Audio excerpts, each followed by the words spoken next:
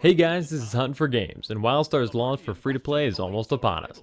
After a mildly boggled launch full of bugs, endgame issues, and poor optimization, most of the player population quit, leading to a hollow-feeling community that just added to the game's reputation as a failure.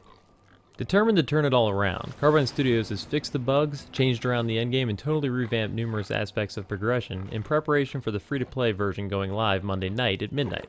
The hype is real, and to explain why, here are the top 5 improvements coming in the free-to-play version of Wildstar. Nexus has just been discovered, and things are about to get real. Welcome to Wildstar. So I know what many of you are already thinking. Yet another failed MMO going free-to-play, following in the footsteps of most subscription-based MMOs of the past few years. Why should the fact that it's free now make it worth my time?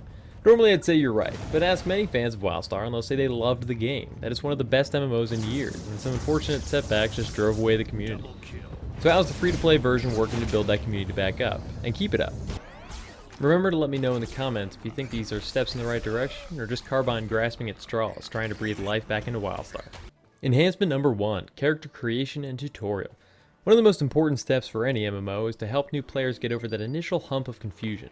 MMORPGs have incredibly deep mechanics surrounding equipment, character progression, ability trees, not to mention simple character controls, community interaction, and the list goes on. Throwing all of those things on screen at once can be intimidating to MMO veterans, and downright terrifying to someone completely new to the genre.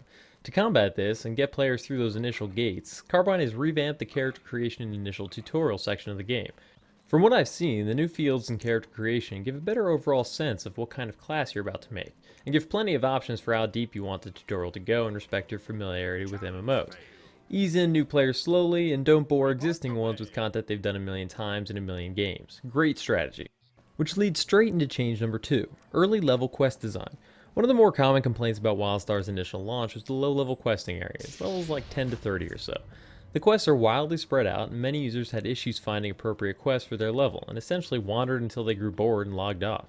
Having played for the past month or so, I can agree that there are definitely some flaws with the design. It's easy to end up wandering a zone in search of the next level appropriate questing section, and while add-ons have been developed to improve this, the core game should make it easy to begin with.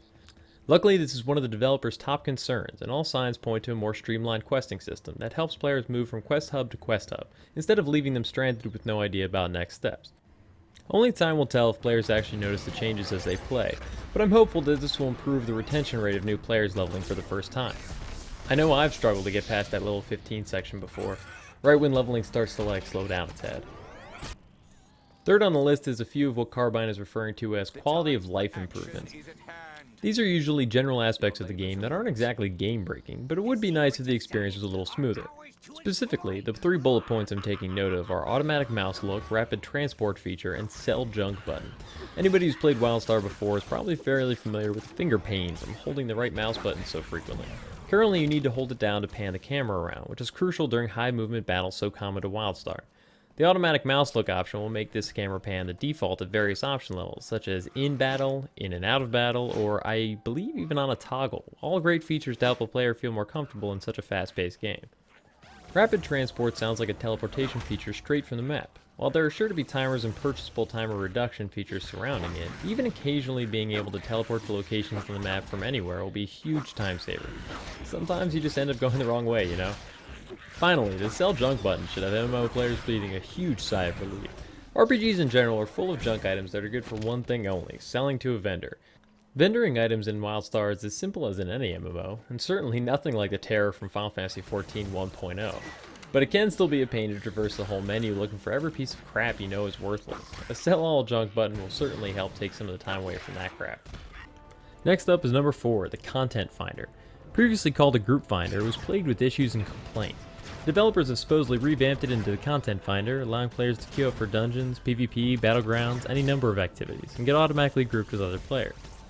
On top of that, it will suggest level appropriate activities for players, which is awesome when you're sitting there wondering if you might have run out of stuff to do. I think finders like this are great for new players that might be hesitant to shout out across an entire zone looking for a dungeon party. This way, it's just a button click away, encouraging new and existing players to do more and more group content. And hey, isn't that what an MMO is supposed to be all about? Finally, number 5, login rewards. Login rewards are nothing new for a free-to-play model, and it's no secret that their intent is to encourage on-the-fence players to hopping on once a day, and hopefully staying to play a little longer once they're there. From what we've seen in previews, however, these rewards will be fairly substantial. And let's face it, if you were planning on playing anyway, it's always nice to get a free gift for doing it. Anyways, that's it for my top 5 list of improvements coming to Wildstar free to play. It doesn't even scratch the surface of all the improvements that have occurred over the past year in general though, so if you're even remotely interested in the game, I definitely encourage you to check it out on the 29th when the new client is launched. Be sure to like the video and let me know in the comments your thoughts on Wildstar going free to play, whether or not you'd like to see more Wildstar videos in the coming weeks. As always, definitely subscribe for more videos. I've got new stuff coming every week, and thanks for watching.